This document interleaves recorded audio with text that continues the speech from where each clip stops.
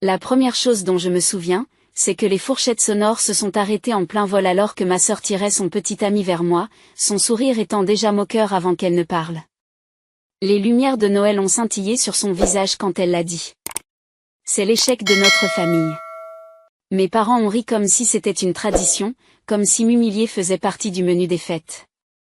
Je n'ai pas bougé. Je n'ai pas parlé. Mais lui, il a parlé. Il les a regardés, puis m'a regardé, et sa voix a traversé la pièce. Intéressant. Parce que ce n'est pas elle qui est finie.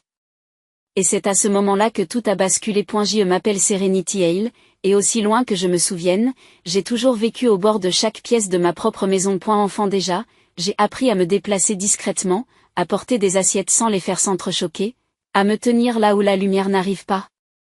À laisser de la place aux personnes que ma famille remarquait vraiment. Et la plupart du temps, le dîner ressemblait à une pièce de théâtre où tout le monde avait son rôle à jouer.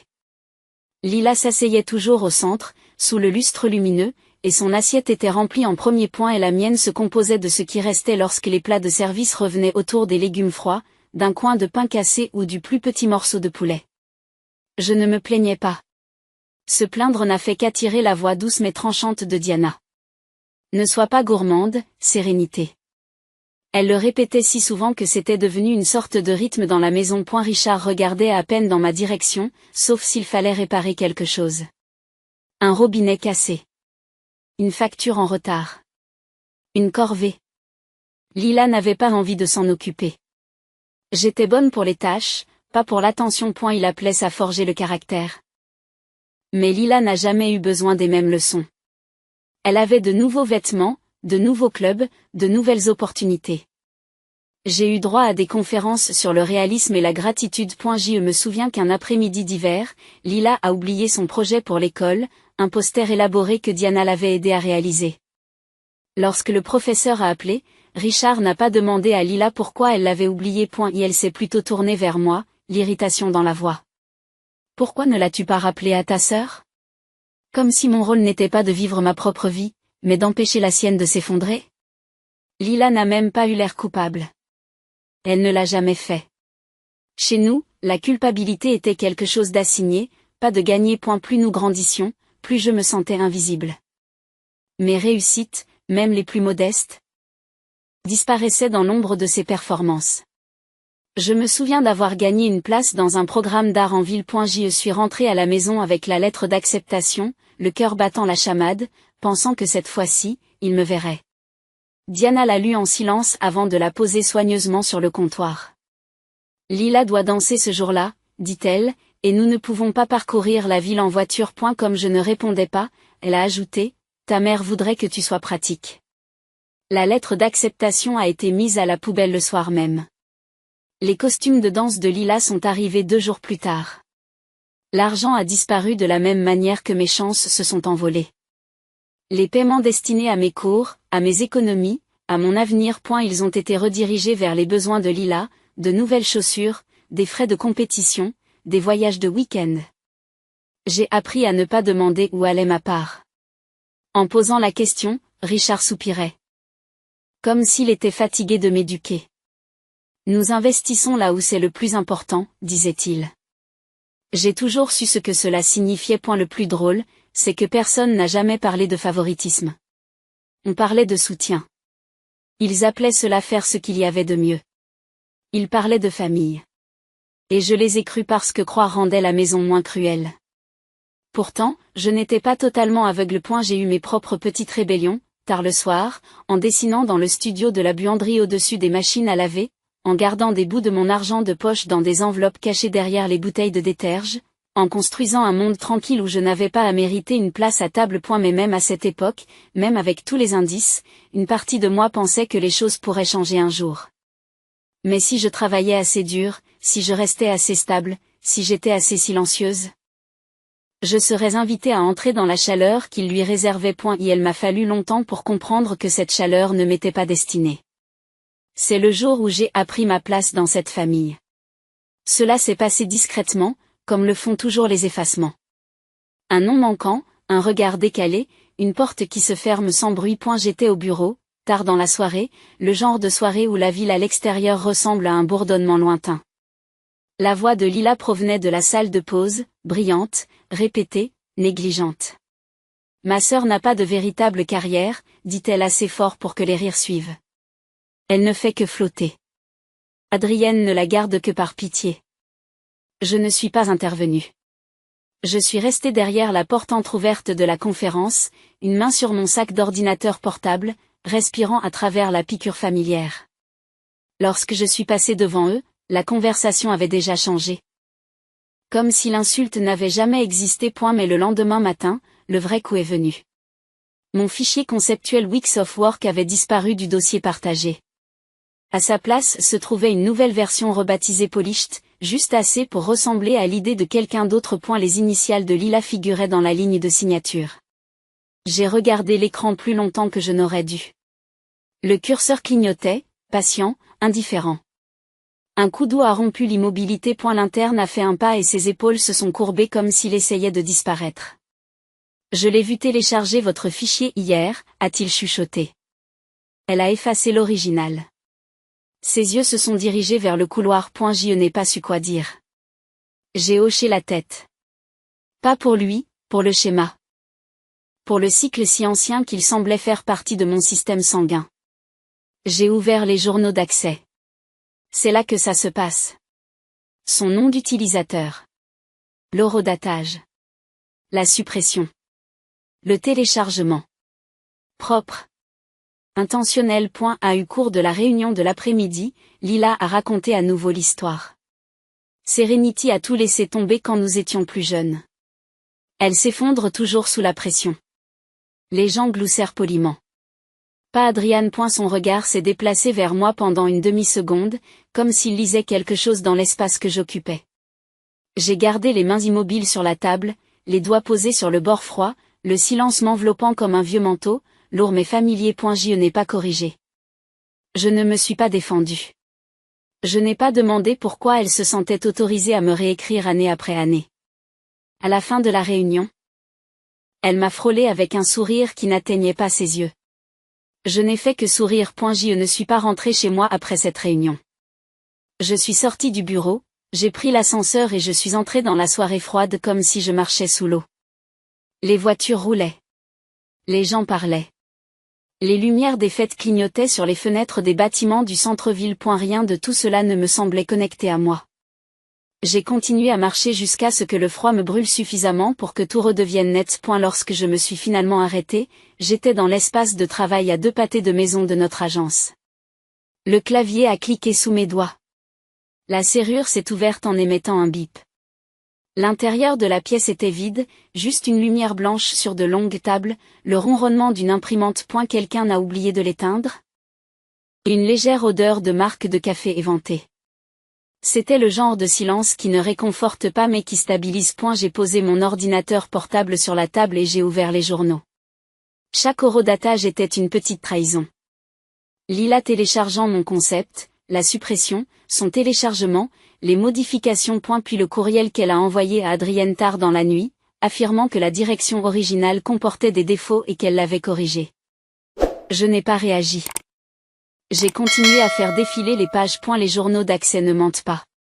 Ils ne racontent pas de ragots. Ils ne déforment pas les histoires. Ils ne révèlent que ce que quelqu'un a réellement touché. J'ai tout copié dans un dossier que j'ai étiqueté « Document clair ». Puis j'ai commencé à collecter paiement, factures, virements, captures d'écran de budget qu'elle avait signées sans approbation, courriels dans lesquels elle laissait entendre que j'étais débordée, pas prêt. Émotionnellement incohérent. Elle avait construit sa propre version de moi dans le système, une version qui justifiait de prendre mon travail, mes crédits, ma place. Ce n'était pas nouveau. C'était simplement la première fois que j'en avais la preuve. À minuit, mon téléphone a sonné. Un texto de ma tante, une photo de vieux papier qu'elle avait trouvé en faisant le ménage, des versements que ma mère avait laissés pour moi, des économies destinées à mon avenir, celles qui avaient disparu quand j'étais adolescente. Ta mère voulait que tu les aies, dit-elle. J'ai fixé l'écran suffisamment longtemps pour que la lumière bleue me pique les yeux.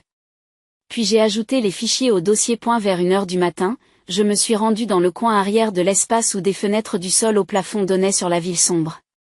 La neige avait commencé à tomber. De fins flocons légers comme des chuchotements dérivant sous les lampadaires. Je les ai observés jusqu'à ce que mon souffle ralentisse, jusqu'à ce que mon pouls se stabilise. Puis j'ai ouvert une nouvelle feuille de calcul. Une feuille simple. Une liste de tout ce que j'avais construit à l'agence. Les clients que j'avais recrutés. Les campagnes que j'avais dirigées. Les projets que Lila avait revendiqués. Les dossiers que j'ai créés. Les budgets que j'ai équilibrés. Les heures que j'ai enregistrées. Cela a duré plus longtemps que prévu. Et la plupart des gens pensent que la vengeance est chaude. La mienne était froide et méthodique. Une suite de petites actions administratives. Dactylographiées. Sauvegardées. Classées. Le lendemain matin, avant que quiconque n'arrive, je me suis rendu dans l'ancien studio situé au-dessus de la laverie automatique à la périphérie d'Aurora, l'endroit où j'ai réalisé mes premiers travaux en freelance. Les machines en bas grondaient, secouant le plancher comme elles le faisaient toujours. L'air sentait le détergent et le métal chaud. J'ai ouvert le tiroir de rangement. Mes anciens disques étaient toujours là, enveloppés dans une écharpe datant d'il y a des années. Je les ai branchés et j'ai attendu. Des dossiers ont fleuri sur l'écran. Les premiers croquis, les ébauches de concepts, les styles originaux qui ont fini par devenir la signature de l'agence. Tout cela m'appartenait. Toutes les graines sur lesquelles Lila a bâti sa réputation. J'ai pris ce dont j'avais besoin, non par dépit, mais parce que c'était à moi de le prendre. Lorsque je suis retourné au bureau, Adrian était dans la salle de conférence, les yeux rivés sur son ordinateur portable, comme s'il essayait d'échapper à un mal de tête. Il a levé les yeux quand je suis entré. « Asseyez-vous » a-t-il dit doucement. Je l'ai fait. Il a tourné l'écran vers moi. Mon dossier, celui que Lila a réclamé. Il a tapoté le coin. Tes métadonnées sont toujours à l'intérieur. Bien sûr qu'elles le sont. Elle a changé le nom, pas la colonne vertébrale. Il a ouvert les journaux d'accès à côté de mon dossier de la nuit précédente. Vous avez tout extrait, a-t-il dit. J'ai acquiescé. Je ne t'ai pas poussé à faire ça, n'est-ce pas? Non. Et tu es sûr que tu veux que je sois impliqué? J'ai réfléchi. Au silence. À ce qui se passe quand on parle et que personne n'écoute. À ce qui se passe quand vous restez silencieux et que tout le monde suppose que vous n'arrêterez jamais d'avaler ce qui vous fait mal. J'ai dit, oui. Il m'a étudié pendant un moment, non pas avec pitié, mais avec le genre de concentration que les gens utilisent lorsqu'ils assemblent quelque chose de délicat. Puis il s'est penché en arrière. Les RH en ont besoin. Le service juridique en a besoin. Et le conseil d'administration doit savoir à qui revient le mérite. Sa voix n'était pas en colère. Elle était factuelle. Administrative. Claire. Nous avons passé les 2 heures suivantes à assembler le dossier. Chaque document. Chaque registre.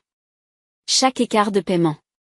Chaque moment où mon travail avait été introduit dans le pipeline d'éloge de Lila. Dactylographié. Imprimé. Signé. Vers midi, il a fait glisser le dernier paquet sur la table. Je m'occupe de la procédure, a-t-il dit. Tu n'as pas besoin d'être celui qui va livrer ça. Mais une partie de moi le voulait. Ne pas la confronter.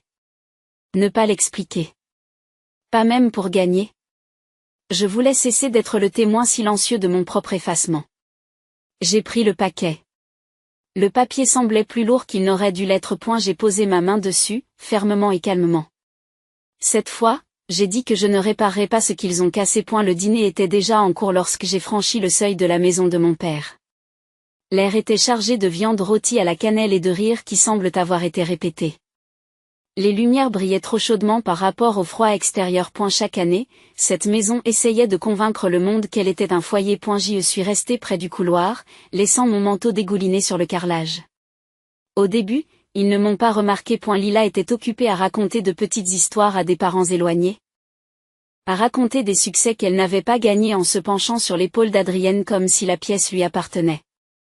Il ne lui touchait pas le dos comme il le faisait d'habitude. Sa main a plané un moment, puis est retombée. Lorsque Richard m'a enfin aperçu, il m'a fait signe de m'asseoir sur une chaise vide à l'autre bout de la table. Asseyez-vous, nous vous attendons. Son ton laissait entendre que c'était ma faute si j'avais déplacé le tableau. Les yeux de Diana passent en revue mon manteau, mes chaussures, mes cheveux, comme si elle cherchait des défauts. Essayez de ne pas faire d'entrée, a-t-elle murmuré. Je n'ai pas répondu. J'ai pris place sur le bord, dans l'ombre, comme je l'avais toujours fait. Le dîner a repris. Était inévitablement, Lila se leva de sa chaise, pressant une main sur le bras d'Adrian comme pour l'inviter à applaudir. Je veux que tout le monde rencontre ma sœur, dit-elle, la voix brillante. C'est l'échec de notre famille, dit-elle en souriant avec la douceur de l'exercice. Richard rit le premier. Diana acquiesce, presque fière de sa réplique. Les conversations s'estompèrent pour laisser place à ce silence familier de la cruauté collective. Le son était le même que celui des dîners d'enfance, celui qui me disait de rester petit, de rester silencieux, de laisser le moment passer. Adrian n'a pas ri. Il a posé sa fourchette avec un léger tintement. La pièce s'est calmée autour du son, comme si quelqu'un avait tiré un rideau sur le bruit.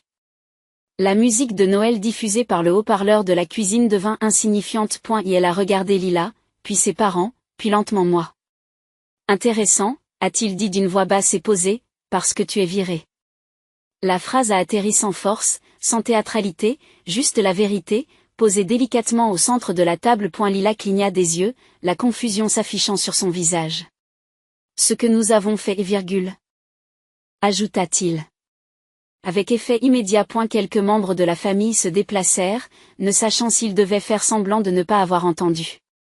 Le silence s'installa dans la pièce. Adrian attrapa sa tablette, la fit glisser une fois et la connecta à la télévision du salon. L'écran s'illumina, baignant la pièce d'une lumière froide. Le premier fichier apparut, les documents conceptuels originaux. Mon nom était incorporé dans les métadonnées. Puis les journaux d'accès. Horodaté. Non édité. Le nom d'utilisateur de Lila s'affichait à côté de chaque action qu'elle pensait que personne ne tracerait. Télécharger. Supprimer. Télécharger. Diapositive après diapositive, elle documente ce qu'elle a pris, non seulement le fichier, mais des mois de travail, la stratégie du client, les ébauches de conception. Sa voix s'est éteinte au fur et à mesure que les preuves s'accumulaient. Je ne l'ai pas fait, Commence d'acheter et elle ne la regarde pas, c'est vous qui l'avez fait. Quand les paiements sont apparus, les transferts, elle a lancé les approbations budgétaires. Elle a signé sans autorisation. Richard se rassit sur sa chaise, le visage crispé, l'illusion se fissurant enfin. Diana ouvrit la bouche, puis la referma. Elle n'avait pas de scénario pour cela. Adrian poursuivit, toujours aussi calme. Le conseil a reçu le rapport complet ce matin. Les ressources humaines ont déjà procédé au licenciement. Et pour terminer, il cliqua une fois de plus. Mon portefeuille est apparu. Le vrai, les campagnes que j'ai construites, les projets que j'ai menés, les clients que j'ai recrutés. Des années de travail cachées derrière leur narration. Sérénité, a-t-il dit. Les yeux fixés sur moi, il ne demandait pas la permission, il énonçait simplement la réalité. Serenity est la cofondatrice et la stratège principale de notre agence. Elle l'a toujours été. Pas d'applaudissements, pas de justification. Juste un changement dans l'air, comme si la maison elle-même retenait son souffle depuis des années.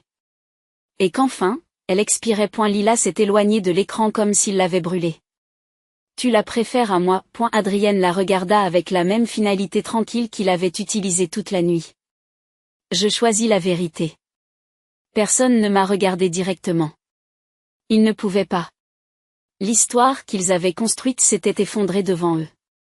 Je suis restée assise, les mains croisées, le cœur tranquille. Pour la première fois, mon silence ne ressemblait pas à une capitulation. Et elle ressemblait à de l'autorité. À Seattle, je n'ai pas eu l'impression de prendre un nouveau départ tout de suite. Au début, ce n'était que la distance, les matins gris, les lignes de bus inconnues, le bruit de la pluie contre une fenêtre qui n'appartenait à aucune version de mon passé. Mais la distance a ses propres vertus. Elle donne à l'esprit la possibilité de respirer, de se déployer. De repenser la forme d'une vie. Mon nouvel appartement était petit, avec des murs propres et une seule plante que je gardais près de la fenêtre. La ville à l'extérieur était plus calme qu'Aurora en hiver. Pas de rire répété, pas d'image familiale soignée, pas de rôle à jouer, juste le rythme régulier de la pluie qui tapote doucement comme si elle s'enregistrait. Adrian m'a aidé à aménager le nouveau bureau, non par obligation, Mais parce qu'il comprenait la différence entre un espace construit pour la survie et un espace construit pour la vie. Nous avons gardé les choses simples, des bureaux en bois, un fauteuil moelleux, quelques esquisses de campagne qui étaient en fait les miennes. Le travail se sentait différent ici. Plus léger. Non pas parce qu'il était plus facile. Mais parce que personne n'essayait de me le prendre. Je n'ai pas coupé les ponts avec ma famille. J'ai simplement cessé de les mettre en orbite. Quelles que soient les conséquences auxquelles ils ont dû faire face, audits, questions des proches, histoires fracturées, ils les ont gérées sans moi. Le silence peut être cruel, mais c'est parfois le seul langage que les gens comprennent. Et la veille de Noël, 1 an plus tard, j'ai préparé un dîner avec des collègues qui étaient devenus discrètement des amis. Nous avons préparé des repas supplémentaires et nous les avons apportés à un refuge situé à proximité. L'air était froid, mais du genre à vous réveiller, pas du genre à vous figer sur place. Lorsque je me suis assise à ma propre petite table par la suite, j'ai placé la meilleure portion dans mon assiette, croustillante, chaude, parfaitement choisie. Personne ne m'a dit que je ne le méritais pas. Personne n'a mesuré ma valeur à l'aune de l'appétit de quelqu'un d'autre. Le moment était calme, presque rien. Mais j'ai eu l'impression qu'une vie se repliait enfin sur elle-même, entière, non pliée. J'avais l'habitude de penser que survivre signifiait rester silencieux suffisamment longtemps pour que quelqu'un me voie enfin. Aujourd'hui, je comprends le silence différemment. Ce n'est pas le vide. C'est une porte que je peux choisir d'ouvrir ou de fermer, une pièce dans laquelle personne n'entre à moins que je ne le permette. J'ai cessé de demander une famille qui n'applaudissait que lorsque j'échouais. Et une fois que je me suis éloignée, le bruit qu'il faisait n'a jamais suivi. Où que vous vous trouviez dans cette histoire, puissiez-vous ressentir la stabilité d'une marche vers une vie qui vous répond. Okay. Gonna cover your eyes like that.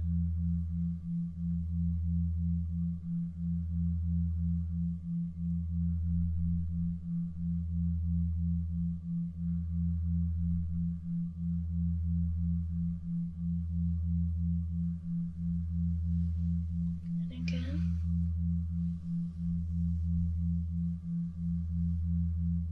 Look at my hand.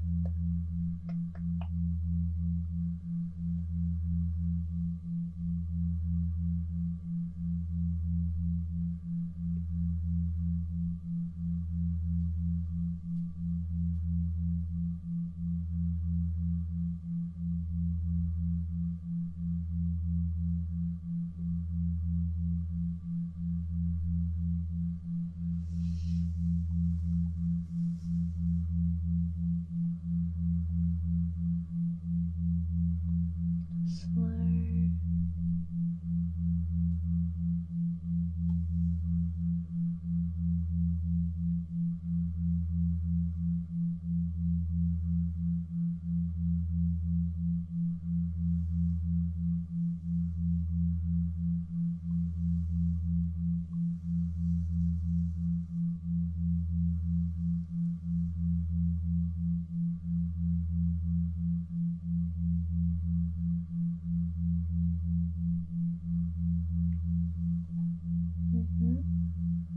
Like that.